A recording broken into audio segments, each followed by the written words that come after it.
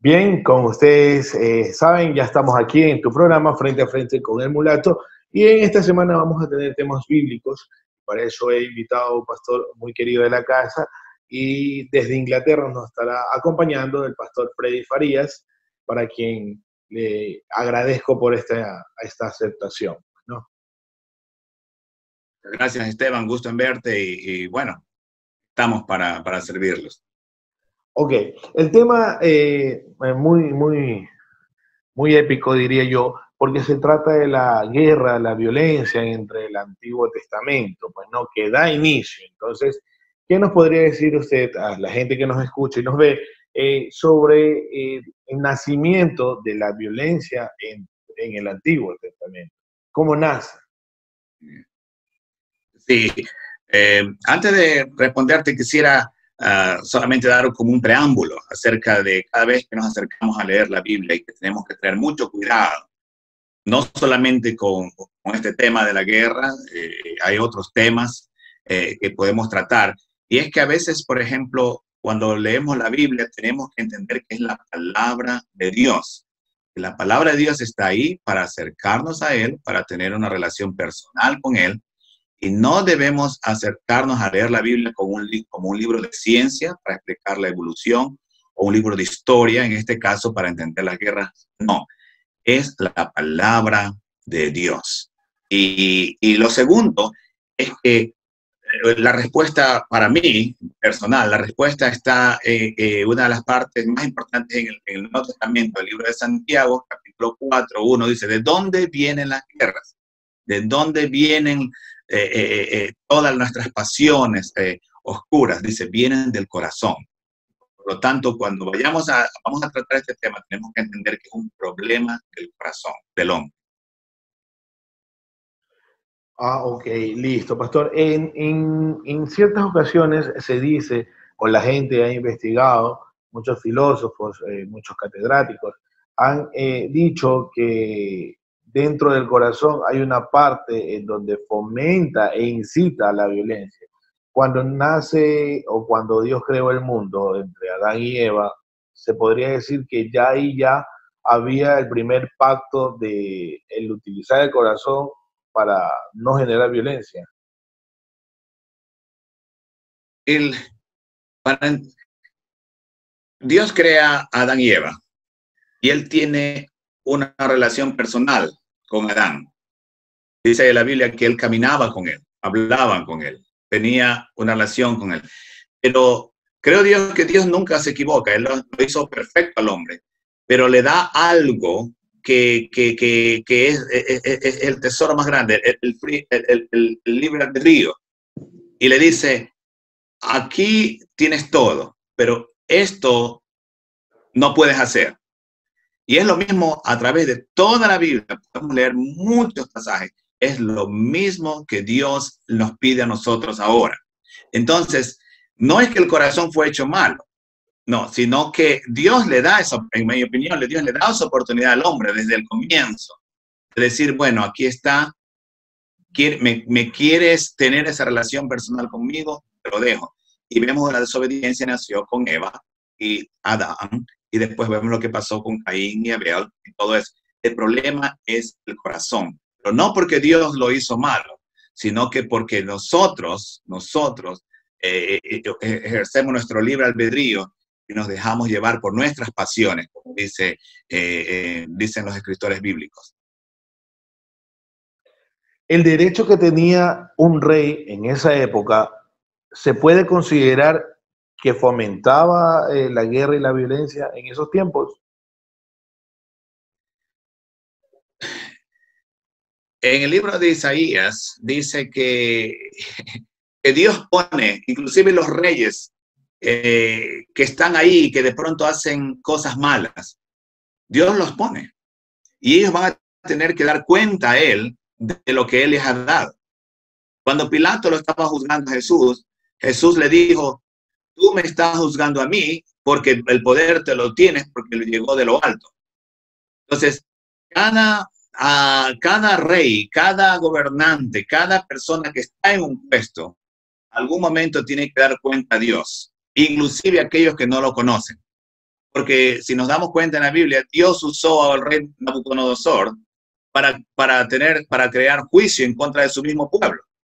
Entonces, cuando la persona Dios le da la oportunidad y le da quizás el libre albedrío nuevamente de a esa persona que ejerza el poder, si declara una guerra o no. Muchas veces Dios, en el caso, por ejemplo, de Nabucodonosor, Dios mismo lo usó para crear juicio en contra de su pueblo. Pero tenemos que entender es la figura más grande. ¿Cuál es? De que Dios quiere expresar que Él es soberano, que Él puede hacer, Él puede poner y quitar reyes, poner y quitar gobernantes.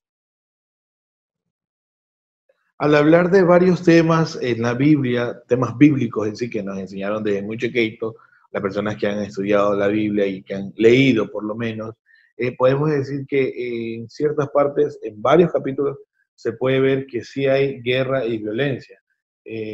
Un caso muy sonado, de pronto yo me remonto a esa época entre Sansón y los que querían hacer maldad. Él buscaba el tener, el hacer o hacer respetar, y de pronto se defendía. Es como un acto de represión o un acto de que podía defenderse de tal mañas en esa época. Sansón era uno de los jueces y él, nuevamente, venimos a la obediencia, ¿sí? Sansón desobedeció a Dios cuando dice el poder estaba en su pelo y él no tenía que tomar mujeres fuera de su pueblo y él lo tomó. Entonces hay una cadena que él pagó por su desobediencia. Ahora, como que, por ejemplo, cuando vemos el capítulo, primero de Samuel, capítulo 15, para darte un ejemplo, es un ejemplo vivo de cómo Dios inicia una guerra. Le dice a Saúl, anda y destruye a esta gente.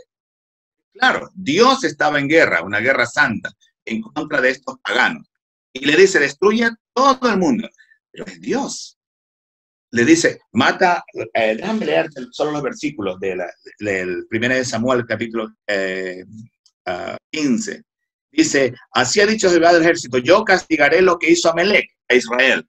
Un pueblo pagano hizo algo en contra de su pueblo Israel. Al oponérsele en el camino cuando subió a Egipto, ve pues y hiere a Amalek, anda a hacerle guerra y destruye todo lo que tiene y no te apiades. Este es Dios, nuestro Dios, Jehová.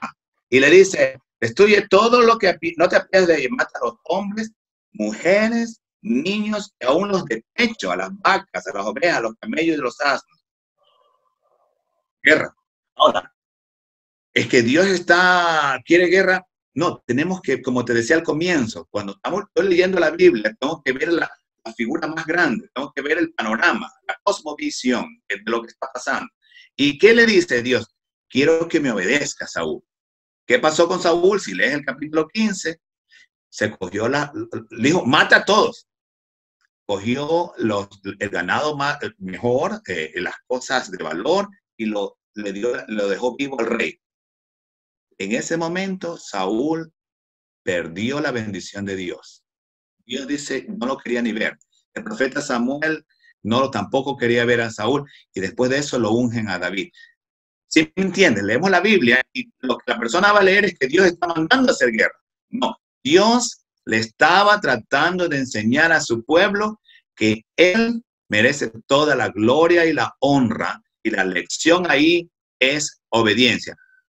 Pero viene una persona ahora que vivimos en un nuevo mundo, aquí le decimos en inglés politically correct, para ser políticamente correcto, tenemos que hacer eso. No, Dios estaba dando una lección a Saúl y Saúl perdió su liderazgo por desobedecer la orden de Dios, que era hacerle la guerra a esta gente, pero no para vanagloriarse de la guerra, sino para enseñarle obediencia. Yo creo que ese es un buen ejemplo acerca. Lo mismo pasó con Sansón. ¿Qué pasó? Perdió sus ojos. A lo último, el último suspiro de su vida, decidió obedecer a Dios y mató a los filisteos. Y se murió él también. Obediencia. En la actualidad, la guerra y la violencia es un punto muy indudable en nuestro país o en varios países de todo el mundo. A la época bíblica, ¿cuál es la similitud que usted como persona, como pastor, podría comparar? Hay grupos de hermanos cristianos que son pacifistas, que está bien, eso es un movimiento que ellos buscan. Y hay movimientos pacifistas como Martin Luther King en Estados Unidos, cuando él luchó para los derechos civiles. Y bueno, él nunca usó la violencia. Martin Luther King nunca usó la violencia. Está bien, o sea, esto es una, ¿cómo te puedo decir? Un movimiento cristiano de mucha bendición. Pero hay ocasiones, como te decía nuevamente, la guerra viene ¿de dónde? De la maldad del hombre. Entonces, en mi opinión personal, yo acepto lo que hizo la Convención Bautista del Sur con relación a la guerra. La Convención Bautista del Sur dice, en los Estados Unidos, dice que nosotros como cristianos buscamos la paz, ¿ok? Buscamos la paz y que lo único que puede lograr esa paz es lidiar con el corazón del hombre y solo lo puede hacer el Evangelio. Cuando tú y yo rendimos nuestra vida a Cristo, aplicamos la enseñanza de Cristo, que dice, bienaventurados aquellos que buscan la paz, los mansos, ¿sí me entiendes? Entonces, nuestra misión como cristianos es buscar la paz. ¿Cómo busco la paz? Cuando yo vivo el Evangelio y le enseño a mis hijos y le enseño a las otras personas. Pero va a llegar un momento en que va a haber una agresión contra un país, por ejemplo, y que tiene que ser meticulosamente tratado, vamos a tener que defendernos. ¿Por qué? Porque eso, si hay un abuso en sí, hay injusticia. Pero no vamos nosotros como cristianos, estoy hablando como cristiano, a tomarme la ley por mis propias manos. Porque la venganza es mía, dice el Señor.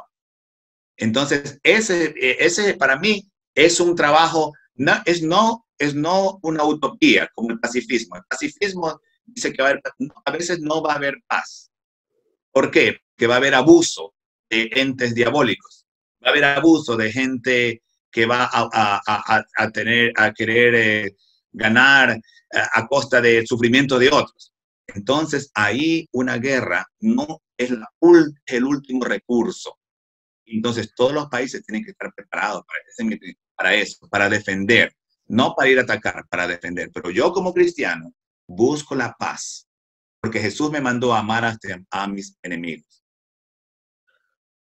Usted me quiere decir entonces que una persona que, bueno, que sea cristiana o que no sea cristiana en todo caso, que no tenga paz, puede decir que puede ser un motor principal para generar un tipo de violencia o un tipo de guerra. Estamos hablando de cristiano, vamos a hablar de la persona Claro. cristiana. Si yo soy cristiano y yo camino con Dios, quiero tener comunión con Él a través del Espíritu Santo, yo voy a seguir la enseñanza que dijo Jesús y camino en eso y predico eso y dejo que Él obre. Déjame ponerte un ejemplo, ¿ok? Claro. Personal. Mi abuelo, en paz descanse, por parte de mi madre, él fue pastor evangélico. Él era una persona muy alta, fuerte, muy joven, cuando la guerra con el país vecino, con el Perú. Y él me contó lo que pasó. Llamaron a todos los hombres jóvenes a pelear, porque había la invasión peruana. Ahora, él era un pastor ya. ¿Cuál va a ser su respuesta? ¿Sí me entiendes? Entonces había un dilema para mi abuelo de cómo iba a contestar cuando él tenía que buscar la paz. Pero al mismo tiempo, la misma Biblia dice, él me decía, Freddy, la Biblia dice, dale al César lo que es del César y a Dios lo que es de Dios. En ese momento, el país llamaba a todos los jóvenes ¿a qué? A unirse a defender la invasión que venía del sur. Entonces mi abuelo, que vivía en Esmeraldas en ese entonces, él decidió que tenía que unirse para ir a responder ¿a quién? Al César. Salió y él venía orando, dice. Decía, bueno, ya estoy listo, tenían que viajar hacia el sur. Cuando llegan al sur, listos para entrar en combate, ¿qué pasó? La guerra terminó. Hay momentos en que nosotros, como cristianos, le obedecemos a Dios, pero va a haber un momento. Yo serví en las Fuerzas Armadas. Estaba listo para defender a mi nación y ofrendar mi vida. Y sabía que Dios nos iba a cuidar.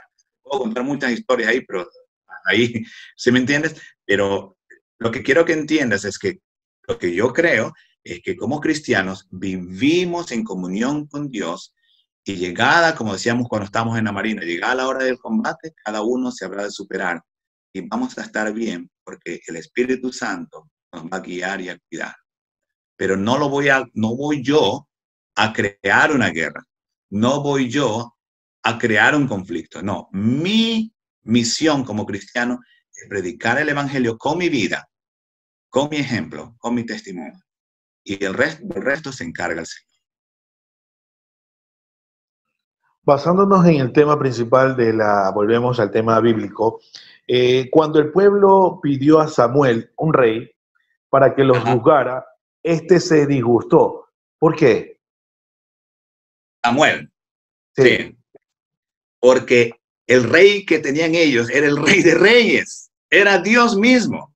Dios era el rey de Israel. Entonces Samuel se enoja, porque ¿cómo ustedes quieren un rey como los otros pueblos paganos? Y tenemos al mejor rey. Pero Dios le dice, ok, dales un rey. Porque él sabía que cada rey que iba a poner, ¿cuál iba a ser el primer problema? Como te decía al comienzo. ¿Cuál es el primer problema que nosotros tenemos como seres humanos? El corazón. El corazón.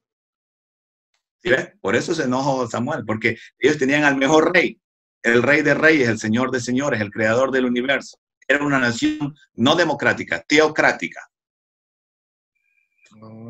Ya, ok. Listo. Bien, hemos llegado a la primera parte, vamos con los auspiciantes, enseguida regresamos, este primer bloque está interesante, el segundo, ni qué hablar, ok, ya venimos.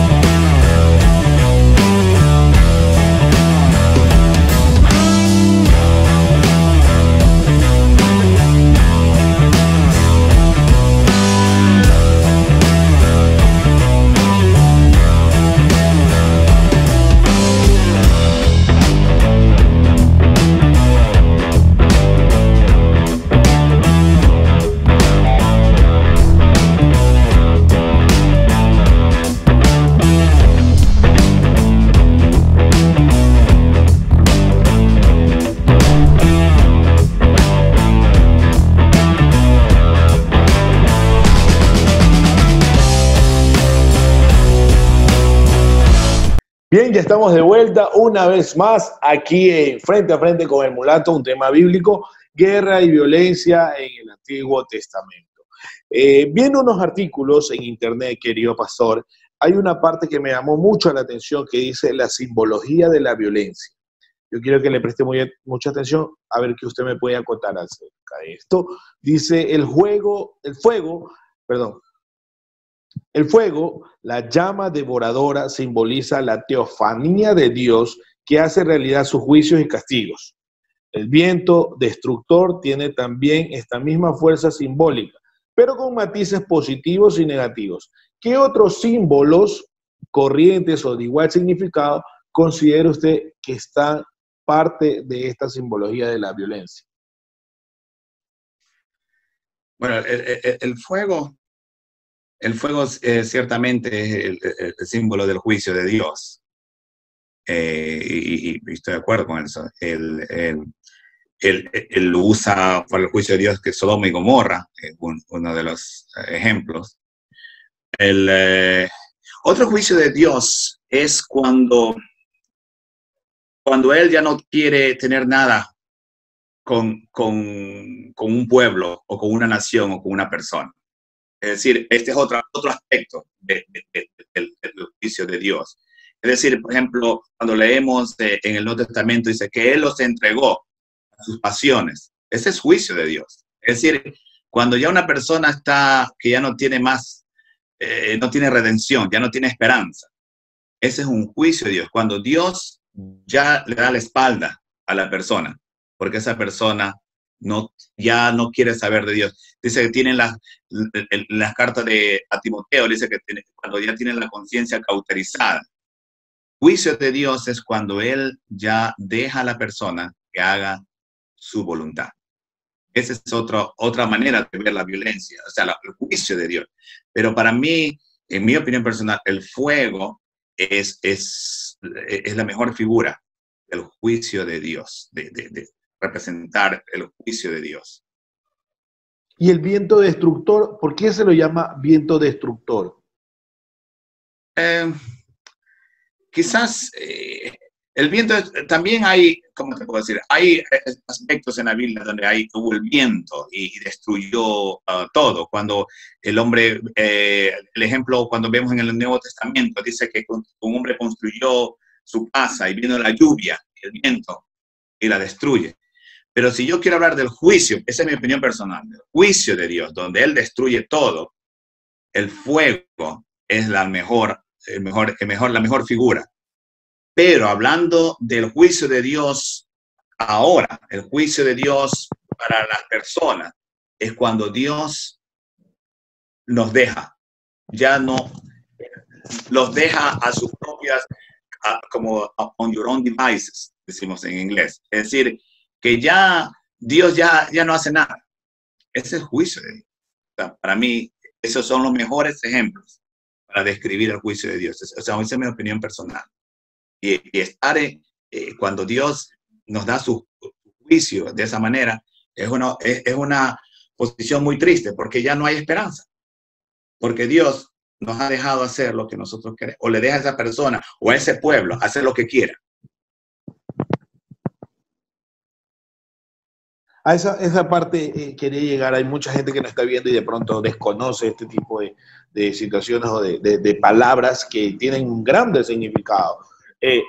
Cuando hablamos de juicio, estamos hablando de cualquier persona terrestre. Toda persona terrestre pues tiene que llegar va a llegar a su juicio final. ¿Te acuerdas cuando comenzamos la entrevista? Yo te decía que tenemos que tener cuidado cuando leemos la Biblia. Claro. Porque hay muchas personas que leen la Biblia, como te decía, para tratar de entender cosas. O quieren entender la evolución, la Biblia se convierte, quieren ver que la Biblia le diga la evolución. No, así no es. O quieren entender acerca del perdón, o quieren entender acerca, como decíamos, acerca de las guerras.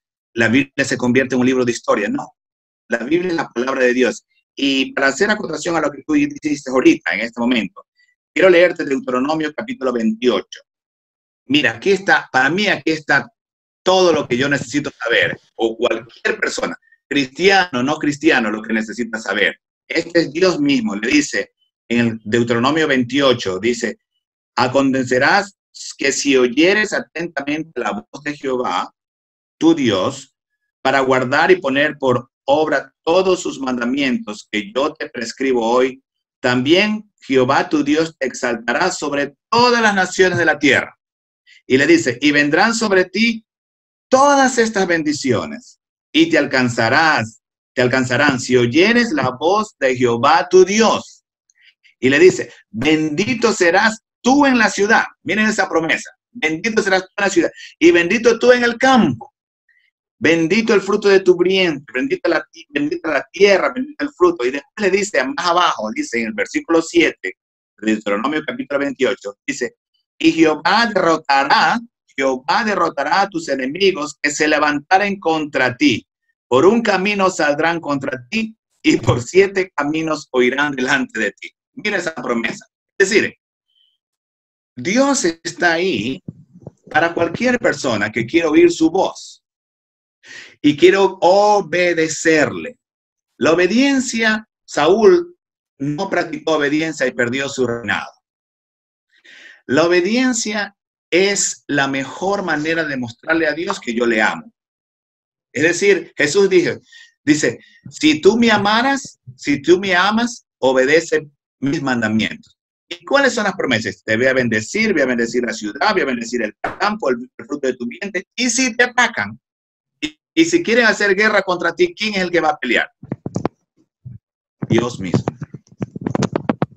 Entonces, la Biblia es tan clara que yo vengo y levanto la Biblia y empiezo a leerla. Hay guerras, hay abuso, hay violencia, pero Dios nos quiere enseñar una sola cosa: obediencia. Ok, listo, pastor. Como a lo largo de su pastorado, de pronto ha enfrentado este tipo de situaciones dentro de su congregación, de pronto ya ha sabido manejar este tipo de conflictos, violencia, hablando como a título personal, como pastor Freddy Farías. Hay una de las cosas que he aprendido y que sigo aprendiendo, no terminamos de aprender hasta que nos morimos, es claro, que cuando una persona va a hacerte violencia a ti, Esteban, o a mí, como Freddy, yo tengo que entender que a veces no es la persona. Siempre va a ser ¿quién? El enemigo de nuestras almas. Entonces, cuando una persona me va a hacer daño a mí, te ha hecho daño a ti, Esteban, o a otra persona, alguien que te está escuchando, una persona ha abusado de ti, o de estar... La primera cosa que debo entender y percibir es que muchas veces no es la persona, es el enemigo mismo de Dios, nuestro, que usa a esa persona para quizás confundirnos. Porque cuando alguien nos ataca, de alguna manera, ¿sí o no? La primera cuestión, y yo soy el primero, es la retaliación. Porque yo voy a responder. Entonces si estoy apercibido y estoy caminando en el Espíritu Santo mismo me va a dar la palabra necesaria. A veces nos quedamos callados, o a veces vamos a tener una respuesta más suave hacia la persona. Entonces, cuando he tenido diferencias en las iglesias o algo, siempre en mi mente está eso. Esa persona que me está haciendo daño, que me quiere hacer daño, no es. Es el enemigo de nuestras almas, que está tratando de que el fruto del Espíritu Santo que debo tener, que es paz, paciencia, gozo, me lo quiere robar. Entonces yo calmo y trato de meditar lo que voy a decir. Pero no ha sido fácil, y no es fácil, Esteban, ¿sí? Porque vamos creciendo. En el pasado era la reacción violenta, ¿sí me entiendes? Pero a medida que vamos creciendo, el Señor nos ayuda. O sea, como pastor, como que piensa, reflexiona, analiza y busca de una mejor manera el responder. Exacto. Y eso se aplica no solamente para porque acuérdate, no es que vamos a estar todo en guerra. Tenemos guerra todos los días. Desde que nos levantamos, nos peleamos. Y por eso que al comienzo leí algo, me gusta algo de la Convención Bautista del Sur, de acuerdo a la guerra. Dice, el verdadero remedio para la guerra es el evangelio de nuestro Señor Jesucristo. La suprema necesidad del mundo es la aceptación de las enseñanzas de Cristo para que podamos lidiar con todos los problemas de las naciones. Y la práctica aplicación de esto es el amor cristiano, y que el pueblo cristiano debe orar para que el reino del príncipe de paz sea verdadero en todas las partes del mundo. Me gusta. Esto es lo que ellos escriben para tratar acerca de la guerra. Ok, listo. Bien, vamos a entrar ahora a un segmento, pastor, que lo hacemos con todos los invitados, de una manera de que yo le doy una palabra, y usted me responde con otra, automáticamente, la que venga, ¿ya? Entonces, esa pregunta, eso es el dime y te respondo, el segmento. Así que ya estamos aquí de nuevo. Ahora sí, viene este segmento con este tema muy importante que hemos tenido con el pastor desde Inglaterra. Vuelvo y repito, agradecerle por este tiempo. Y bueno, vamos al segmento de dime y te respondo. Bien, si yo digo, pastor, Ecuador, ¿qué se le viene a la mente? Mi vida. Alfredo. Farías. Fuerzas Armadas. Armada del Ecuador. Hijos. Padres. Esmirna. Mi iglesia. Victoria. Mi querida madre. Ok, listo, pastor. Gracias, agradecerle infinitamente. No podía faltar este segmento en la parte final. Agradecerle infinitamente por este tiempo, por este aprendizaje que hemos tenido. ¿Qué podemos decir a las personas que lo están viendo y que lo van a escuchar, imaginen, todos los países, porque vamos a estar retransmitiendo en todas las redes sociales? Ay, que no, me agradezco, Esteban. Y quisiera dejarles como para despedirme unos versículos de la oración de Daniel. La oración del profeta Daniel, cuando él lo iban a matar, ¿no? Porque lo iban a perseguir. Estaban haciendo guerra a Daniel. Y él dice en Daniel capítulo 2, versículos 20 y 22. Y Daniel habló y dijo, sea bendito el nombre de Dios de siglos en siglos, porque suyos son el poder y la sabiduría. Él muda los tiempos y las edades, quita reyes y pone reyes, da la sabiduría a los sabios y la ciencia a los entendidos. Él revela lo profundo y lo escondido, conoce lo que está en tinieblas y con él mora la luz. Ese es el Dios que servimos. Ok, pastor, agradecerle de nuevo por esta entrevista, gracias, he aprendido un poco más, la gente que nos estará viendo también aprendió un poco más. Gracias infinitas. Amén. Dios te bendiga. Chao.